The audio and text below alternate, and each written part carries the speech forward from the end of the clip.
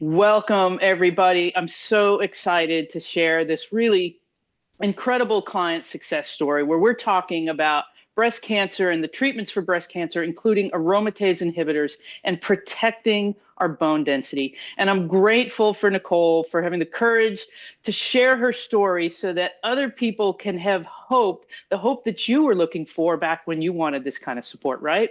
Yep, Yeah. absolutely. Welcome, Nicole. Thank you. Please, thank you for joining me today and for sharing your story. And please let the audience know a little bit about yourself and why you reached out to me a little over a year ago. Yeah. So, a little bit about who I am. I'm in my mid 40s now. I was diagnosed with breast cancer in 2020, so my early 40s.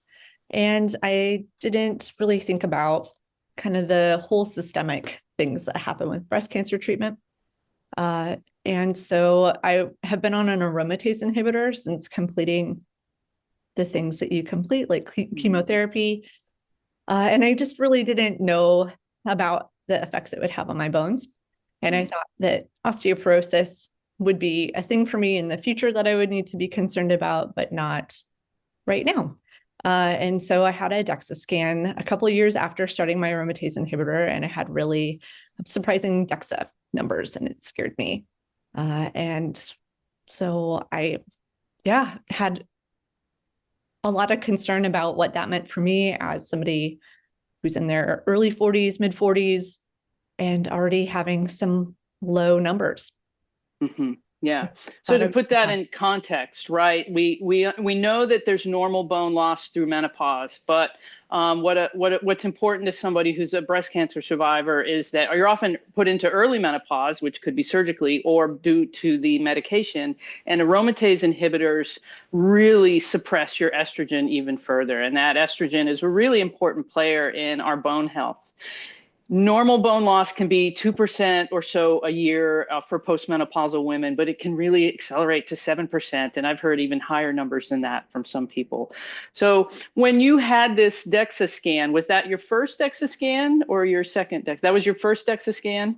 So the one that shocked me was my second. I had a DEXA scan. So I have the BRCA2, or sorry, BRCA1 mutation. Mhm. And so I have had an oophorectomy. And right before I had the oophorectomy and before I was put on aromatase inhibitors, I did have a DEXA scan, but I didn't look at the numbers. There was a lot happening in my life right Mhm. now or at that time. And I just didn't pay attention because I didn't think that I would be osteopenic. Sure, sure. Why would you? Yeah. Yeah. And then So, your repeat DEXA scan after you had been on the aromatase inhibitors for at least a year, what did that show? so I had a spinal number at two or negative 2.2, which is getting really close to osteoporotic in my spine. And Um, had that decreased from your prior test? it had. I feel like it was a really significant drop. I don't remember the number Sure. particularly, but it So between your baseline test and then your test 1 year after being on aromatase inhibitors, there was a decline in your bone density. there really was. Yeah. Yeah. So then what did you do? You obviously met with your provider and how did that conversation go? So I met with my provider, I met with my primary care, and I met with my oncologist, and they recommended they wanted to put me on bone preserving medicines, which I understand. Uh, I just felt like there might be something that I could look into. I wanted to learn more. I like to research about things. I have one Mhm. body, one life, right? I'm the one living in this body. So I wanted to learn more about it and what I could do about it because I don't mind putting in the effort to stay off a med or to um, maybe do something that has long-term effects to strengthen my bones and kind of get me past and where I'm at right now with my treatment. Mhm. So I did a deep dive into research, read about how you know strength training can positively affect bone density, Mhm. and I still feel like I've got a lot of movement. I like working out, so I wanted to try that, and I talked to my oncologist about that, and she gave me a year to give it a try. And I talked to my primary care provider, and she also was like, okay, like if oncology is comfortable with that, then we can do that. And she actually gave me a prescription for a year's worth of physical therapy at a physical therapy clinic here. Love it. That I was love great. it. That's wonderful. So I love that you had this dialogue with your providers to say, hey, I'm understanding the seriousness of this and I understand what you're offering me, but I want to see if I can buy a little time. So we're not saying anything pro or against medication because sometimes those medications are very effective. And I've had many clients that do that very, very successfully. But your providers were very supportive of you trying to research this and to see what you could do. I think that's wonderful that you had that teamwork. So then what happened next? So while I was doing that deep dive of research and kind of as I was looking for physical therapists, I found BoneFit, which is the program that you're certified through, really focusing on bone strengthening through strength training and nutrition. And so I did a search for people who are in my region or in my area, and I found you. And I'm lucky that you're in my town, basically. So I was really happy to find you. And we met, and I had a lot of fear. I was not feeling confident that I could slow my bone loss because I didn't know. I feel like I'm, just don't see a lot of people who have slowed it or stopped it. Right. We do see, a big change in people's bone density on those medications. And I don't know that we have a lot of data, which is why sharing your story is important. And we know that this is an N of one, you're one. I've shared a few other stories of that people, but if you had heard someone's story that's saying that they had managed to do that, it would have been really encouraging. It is scary. And so there is a lot of that kind of confidence in your body again, right? To begin movement and exercise. And that's what we did. You came in with a desire to learn and you had a reasonable exercise background already. And we looked at what we needed to address in your balance, which was a little complicated. And we looked at what you needed to do targeted wise for the right type of exercise. So you were able to do impact exercise and the right intensity of lifting when it comes to lifts like barbell deadlifts and back squats and goblet squats and core exercise. And you embraced it, right? And I did. Yeah. And you take copious notes. I love it. I mean, you really write down. Talk to people a little bit about your routine, combining like what you worked with me and what you worked with in your other physical therapists.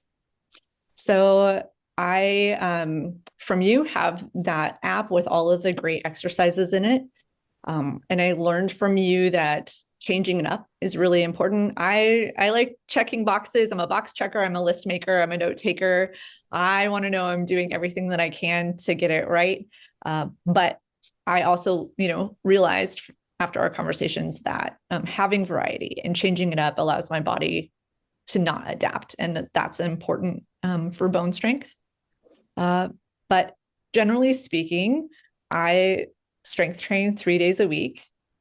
Sometimes it was 4. And right after we met, if I had time, I would do it because I felt like I needed to do all that I could do to try and make the most out of this year and slow my bone loss. But it's maybe 40 minutes to an hour with my physical therapy clinic that I go to on the regular through my health insurance. It's a 40-minute session. And sometimes it may be doing squats. Other times it may be doing exercises that are still bone strengthening, but it's not necessarily eliciting a sweat. I was running. I don't do that right now. One of the hiccups that I bumped into and that I actually came into your office with was a broken toe. And due to just the nature of my bones healing slowly and not having any estrogen because it's being suppressed by my medications, my bones didn't heal strongly. So I definitely re-injured that toe over the summer, halfway through this year. But again, I think the reason why I'm sharing that is it goes back to I was doing exercises, I was strengthening my bones, but I wasn't necessarily doing that heavy lifting all the time. But I do really make sure that I do it every week. I carve out time. I've got a little home gym. I go to the gym close by my house I make time for it. And that was one of the things we'll probably get to it later, but like one of the things I would love people to know is that it is a commitment, but it doesn't have to be a burden where you're worth it, right? We're all worth it. Putting in the time, it's worth it because no matter what, you're going to have positive outcomes health-wise from it regardless. But investing in myself in that time has paid off, and that's been wonderful. And it wasn't hours at the gym. It really was making time for myself for a half hour to an hour, 3 days a week, or sometimes a little bit more if I was really up for it.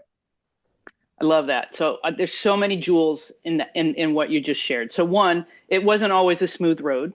You had hiccups, but when you had those hiccups, you didn't say, well, now I can't exercise. You came to me and says, how do I still exercise, Lisa, with my foot in a boot? And we did it, right? We found ways to modify because there were still all other parts of you that we could strengthen while still allowing your foot to heal. Yep. And you embraced the journey of consistency. And I know one of your sayings is a journey of 1,000 miles begins with one step, right? This is part of who you are. And you just continued to take a step on a regular basis. And that consistency is huge. It's huge. So what was the result? So I held my bone density steady. Yes. No significant change on the report. And that's amazing. That's my oncologist said she would be satisfied with that. Yeah, that is amazing. That is huge. So when we anticipate 7% loss per year, and you'd already begun to show that decline between your first 2 DEXA scans, to bring that to a halt, to stop the loss of bone on those medications is absolutely tremendous. It's just tremendous. And that's a combination with, I know you're really, really conscientious about your nutrition and your protein and everything else you take, but your consistency with your intensity of your exercise program was huge also. To have that change, I know you texted me, you were like, how did that make you feel? Elated. I'm still riding high from that.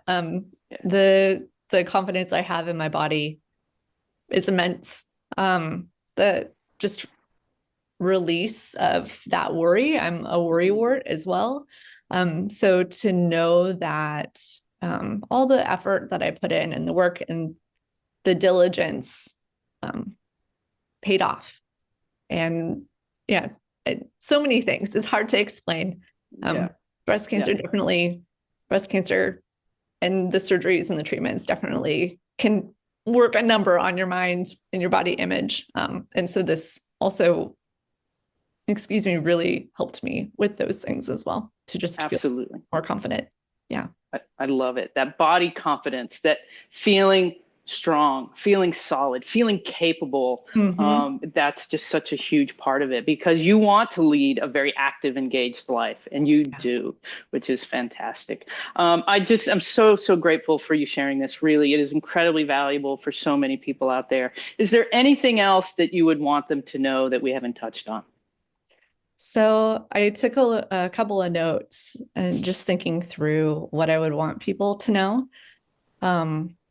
And what I found most valuable, just thinking through, like, what did I get from our time together, from the year together, right? Because I was working with you on my own, and then I was still going to the other physical therapy office through my insurance. But I really appreciated the specific guidance in terms of areas of the body, the different muscle movements for thinking about posture and movement, right? Safe movement with low bone density in my spine.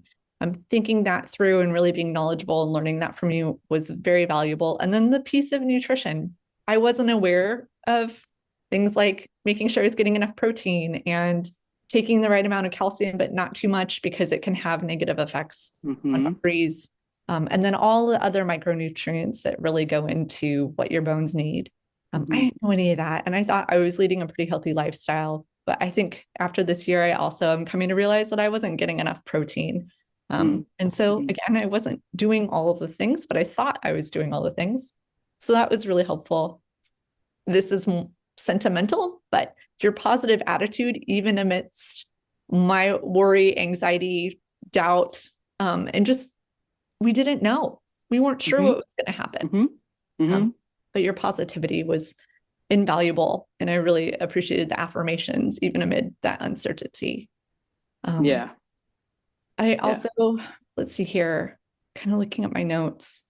I guess I would want people to know that it is possible. Everybody is different.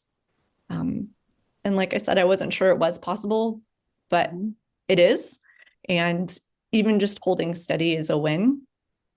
As much as I wanted to have increases in bone density, and my numbers did, one number came up, which is really great. Holding steady is success. And then, like I said, it's a commitment, but it doesn't have to be a burden.